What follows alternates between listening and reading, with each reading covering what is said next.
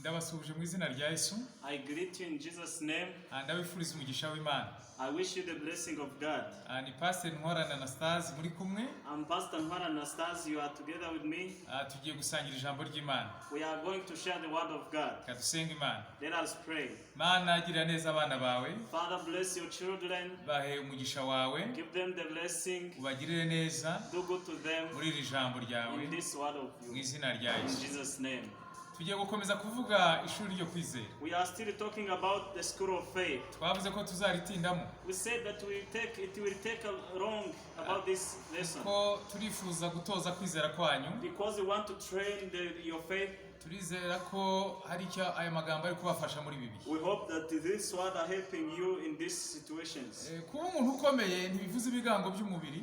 To be a great person, it doesn't mean the way you are. Mu isi y'umwuka, in the spiritual earth, mu itorero ry'Imana, in the church of God, abantu bakomeye ni abantu bafite kwizera. The great people are those with faith. Kwizera. The faith. Kandi muri Bibiliya abantu bakomeye bakoze ibintu bikomeye muri Bible. And the people. N'abagabo n'abagore bari bafite kwizera. The people who have done great things according to Bible are the men and the women with faith. Bidashingiye ku mashuri yabo, ubutunzi bwabo, ubunini bwabo, kwizera kwabo. Regardless of their education levels, their wealth, their prosperities, but faith.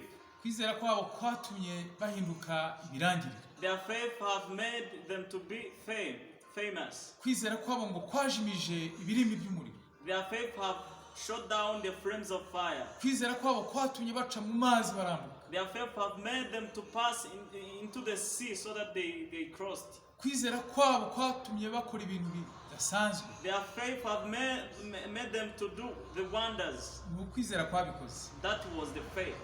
Ni ukwizera kurwana. It was the faith that was fighting. Ndetse ni nako gutsinda. And it is the one that overcomes. N'igihe utsinzwe niko gutsindwa. And when you've been overcome, that was it. That is. Rero dukeneye kugira kwizera gukomeye. So we need to have a great faith. Kugira ngo dushobore kuba abantu bakomeye bakora ibintu bikomeye mu bwami bw'Imana. So that we may be great people who do great things in the kingdom of God. Muri Daniel 11:32. In Daniel chapter 11 verse 32. Hatubwira yuko ngo abantu bazi Imana yabo ngabo bazakomera. It tells us that those who know their God will be strong. Kandi bazakora iby'ubutwari. And they will do heroic things. Kumenya Imana ni kimwe. To know God is one. Cyakabiri ni ukuyizera. The second is believing in Him. Ntiwayimenya utayizeye. You can't know God without having faith in Him. Ntiwayizera ngo ubure gukora imirimo. You can't believe in Him so that you cease to do works. Rero twabonye ko mu ishuri ry'Imana habaho kwimurwa. So we have seen that in the school of God there is promotions. Turabona rero Imana yimura abana bayo. So we find here God promoting His children. Turabona yimura abakozi bayo. We see Him promoting His servants.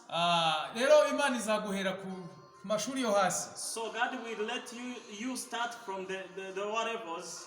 Ubushize twabonye uko intumwa zigishijwe. In the previous session we have seen that the disciples have been told. Ishuri ryo mu nyanja. The school of in the lake. Ishuri ryo kwizera ariko ryabereye mu nyanja. The school of faith but which was taking place in the lake. Mu ishuri rya mbere ryari riciriritse bari kumwe na Yesu. In the first class they were together with Jesus. Yesu yari kumwe nabo. Jesus was with them. Ariko ishuri rindi tugiye kureba ryisumbuye bari bonyine. But the next class that we are going to look about, the disciples were alone. Ubundi umwarimu mwiza hari ibyo yigisha abanyeshuri be akaberekera bari kumwe. Normally a good teacher, there are things that he gives to his students when they are together. Akabiberekera bari kumwe. And he shows them when they are together. He is together with his ariko children. Igihe kiragera akabareka bakajya kubikora bonyine. But there is a time when he leaves them so they go to the field themselves. Bakajya kubikora bonyine. They go into the field to put into action themselves. Rero Yesu nk'umwarimu mwiza. So Jesus as a good teacher. Nawe igihe cyarageraga akabareka bakabikora bonyine. Himself he used to let his disciples alone so that they go to work alone. Akabakurikirana ari kure yabo ariko bari bonyine. So he followed them in a long distance but they are all alone. Ni impamvu yanagiye no mu ijuru agasiga itorero ririmo ribikora ryonyine ariko rifashwe n'imbaraga z'Umwuka Wera. That's the reason why he went back to the heaven and he left the church with the Holy Spirit. Hano muri Matayo 14 Here in Matthew chapter 14, guhera 22 kugeza 33 from verse 22 up to 33, turabona nanone bari mu ishuri rindi ry'isumbuye. we see also in the next level, we find them in the next level of the class. Nanone bari mu nyanja. And they were also, they were again in the day. Imana itanga amahirwe ya kabiri. So God has given them the second chance. Yewe n'amahirwe ya gatatu. Even the third chance. N'amahirwe ya kane ashobora kuza. Maybe the fourth chance may come. Rero hano turabona ishuri ryisumbuye bari bonyine. Therefore we find them in the next level of the school when they were all alone. Bari bonyine. They were all alone. Yesu yasigaye imusozi. Jesus was stayed at the mountain. Umuyaga uraza. Then the storm came. Bagira ubwoba. They were afraid. Bari bonyine. They were all alone. Yesu abona ko bagize ubwoba kandi bashobora gutsinda. And Jesus saw them, they were afraid, and he was seeing them so that they might be overcome. Azagendera hejuru y'amazi. Then he came on stepping on the sea. Ku murongo wa 27 arababwira ngo nimuhumure ni jewe.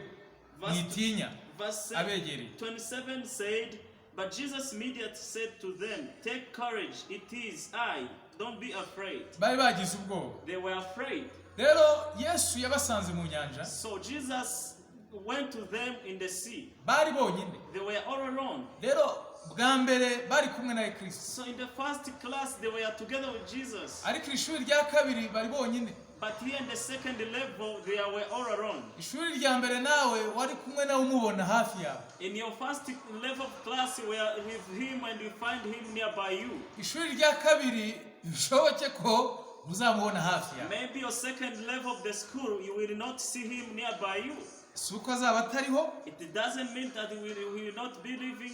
Kandi azaseruka umubone. And he will come and you see him. Ariko uzamushaka ntumubone hafi. But to be seeking for him so that you want to be able to find him nearby. Niko byagenze muri iri shuri. That's what happened in this class. Yifuzaga ko bizera byagutse. He wanted them to have a great faith. Yuko bamubona nkaho bari kumwe n'ubundi. So that they might see him as if they are together with him. Yifuzaga ko bamubona nubwo batamubonaga. He wished them to find him even though they were not seeing him. Ko niko kwizera yabifuzagaho. That's the faith he needed from them. Ndetse yifuzaga ko bakora ibirenze ibyo bakoze mbere. And he needed them to do the more compared to what they used to do before. Kandi nawe agakora ibirenze ibyo yakoze mbere. And he himself do the things that are more compared to what he did before. Mu ishuri rya mbere In the first school, yahagaritse umuyaga bari kumwe mu bwato. he stopped the storm when they were together in the boat.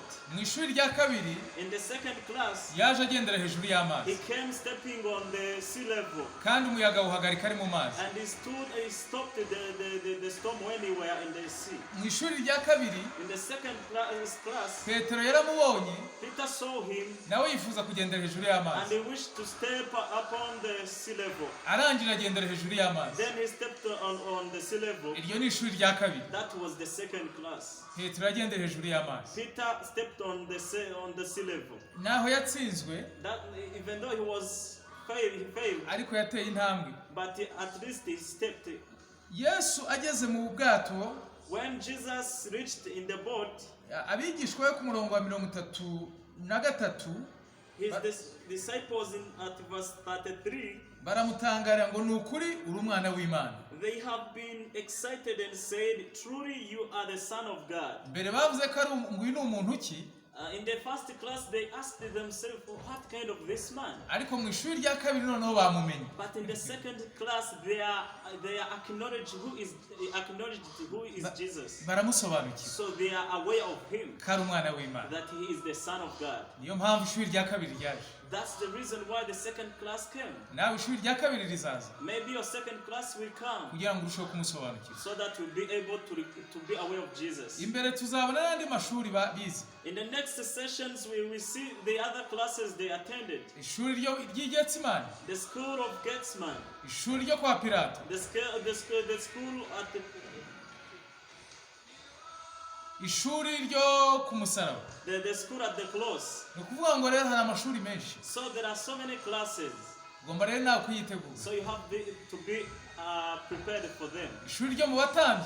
The school at the priests. Ishuri ryo mu rukiko. The school at the court. Ishuri ryo guterwa amabuye. The school of being thrown at the stones. Amashuri ni menshi. There are so many classes. Ariko bayaciyemo baratsinda. But they passed through those classes and succeeded. Nawe humure uzatsinda. So I encourage you that you will be able to pass. Imana ibahe umugisha. May God bless you. Tubifurije gutsinda. We wish you to succeed mu mashuri murimo. in the classes you are in. Kandi Imana ibimure. And may God promote you. Imana izabahe gutsinda. May God give you to overcome. Mu izina rya In Yesu. Jesus' name. Imana umugisha abana bawe. Father, bless your children. Bagirire neza. Do good to them. Ubagure. And widen them. Ubakuze. And make them mature. Mu izina rya In Yesu. Jesus' name. Amen. Amen.